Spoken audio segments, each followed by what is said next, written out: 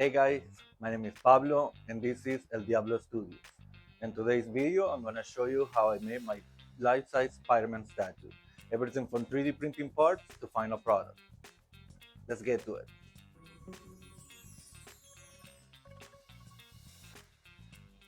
The files are from Yosh Studios Patreon. As you can see, they're inspired from Todd McFarlane's iconic comic book art from Spider-Man #1.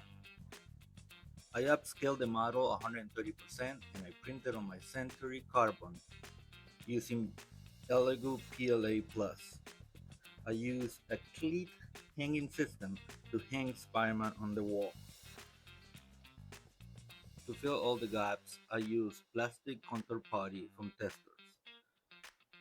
Don't worry about messing it up because we'll clean it up in a later step. Just try to make sure that the entire seam gets covered. Then we can grab one of our sculpting tools just to clean up any excess from the texture. And then we keep going on every single seam. And again, try to clean up the texture on the suit so that will help for the seams not to be as noticeable. And we're done with step number 1.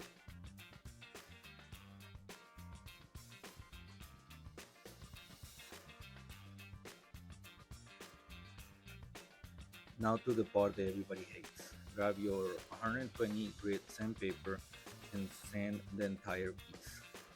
This will help to remove any big imperfections and give you a cleaner working surface.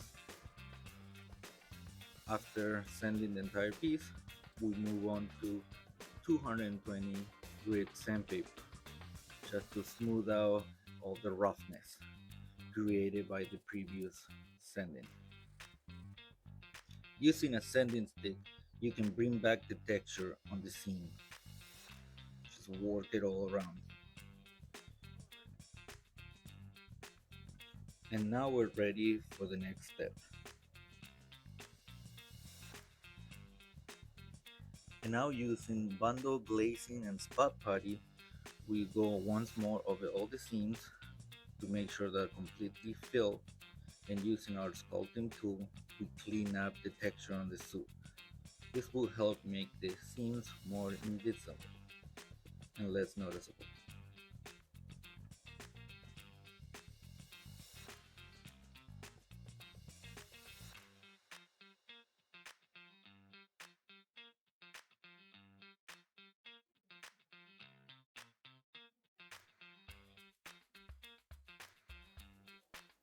After all the imperfection and seams are filled, we give it a quick sanding using 220 and then 320, and it's ready for primer.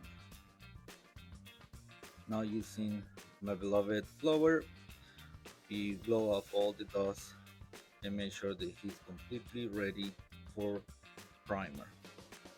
We're gonna use filler primer.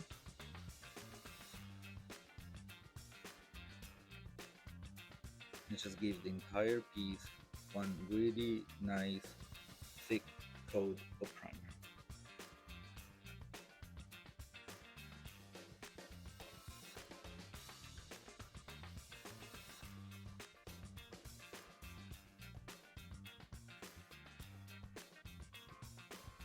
After the primer is fully dry and cured, we'll bring it back inside and we're going to inspect all the seams.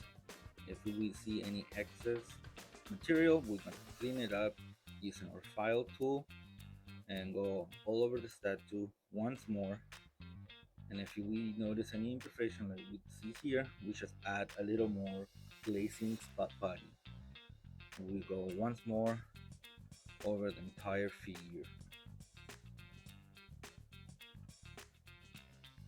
Now that I feel the statue is ready to be painted, we're gonna use white primer to prime the entire statue once more. And this will be our final step before painting.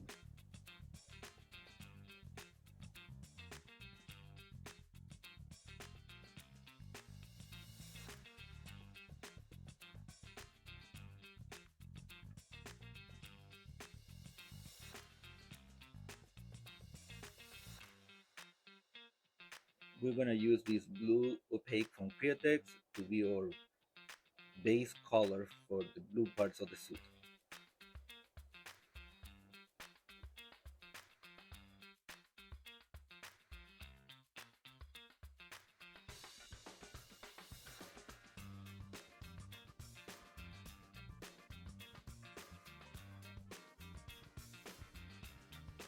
After our base blue is dry, we're gonna move to the main blue color, which is this pearly blue from Createx. This is gonna give the suit a nicely silk type of texture and color. So we're gonna spray this over the entire blue.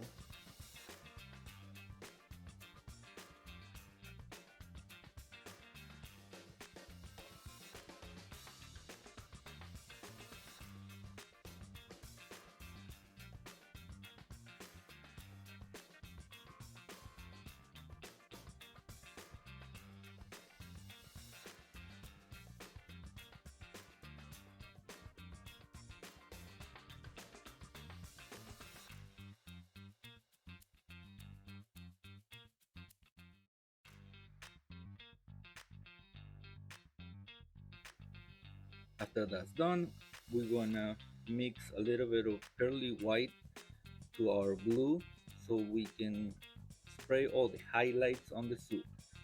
This will be spread on all the high part of the muscles.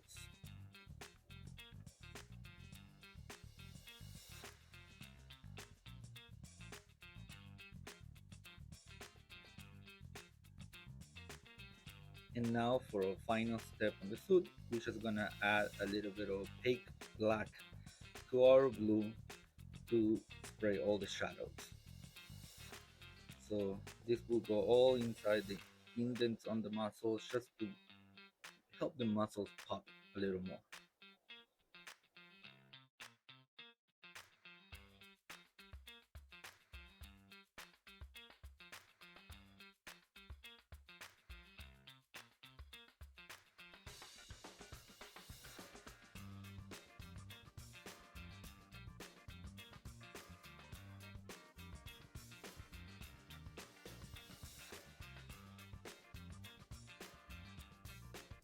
Now we're moving into the red. We're gonna use opaque red in Createx. After masking all the blue parts of the suit, we're gonna give a few coats of this red to the entire red part of the suit.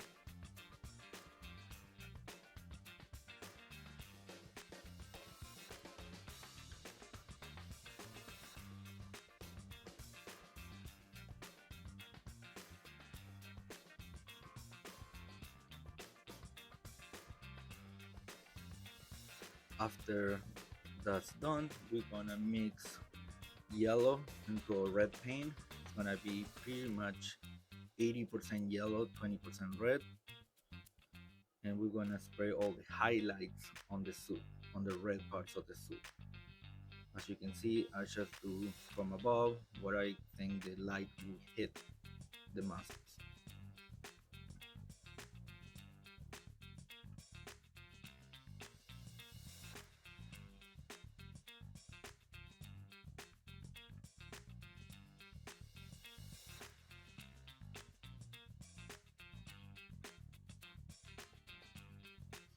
After all the highlights are done, we're gonna mix a little bit of blue into our red to create all the shadows. And then will be spray underneath the muscles, underneath the abs, just to make and help the muscles pop a little more.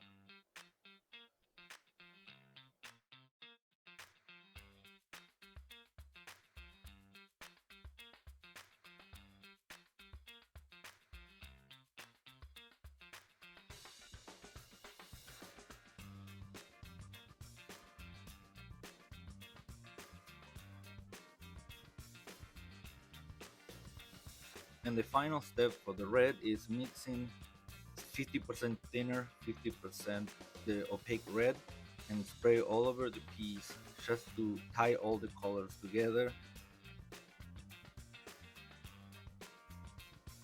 And now we're removing all the masking.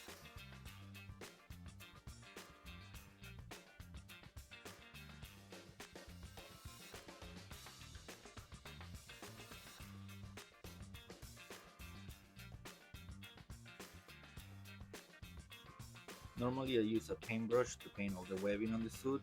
This time I'm gonna give a try to these brush tip markers, and they actually work out very well.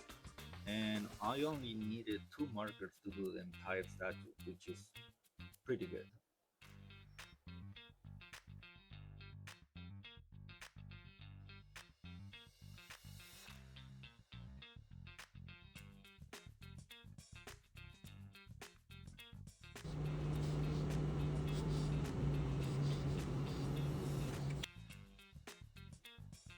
Now that finally the webbing is all done, and mostly the paint job is completed, we're gonna seal the statue using Krylon Fusion Flat Clear. This is my favorite sealer that I have used. So we're just gonna give a pass to the entire statue to seal all the colors and to protect it. After that's complete, we're gonna move into the eyes. After masking out the face, we're gonna move on to spray the white. So we're gonna do multiple layers of white color, spray, dry, until we get a nice bright white.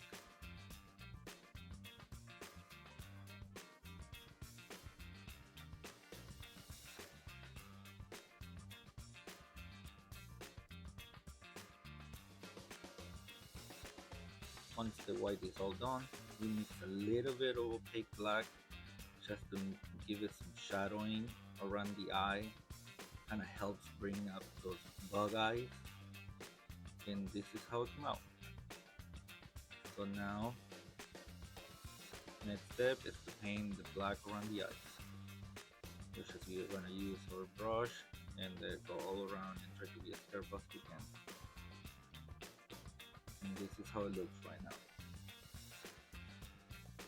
Now, after masking the head, we're getting ready to spray some gloss clear to make the eyeballs and the frame around it give it a nice shine that the Spider-Man normally has in the comics. And again, we're gonna dry it and give it multiple coats until we get the shine that we want.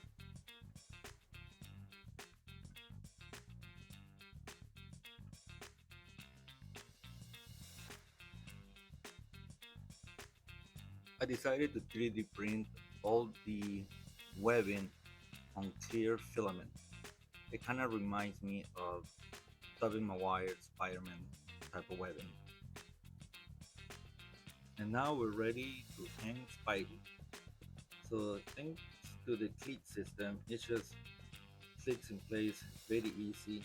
You can still adjust and move it around a little bit. And now we're gonna add all the spider webs. And that's it, we're done. Now it's for some close-up of the finished statue. If you guys enjoy the video, please give it a like and subscribe. And I'll see you in the next one. Thank you.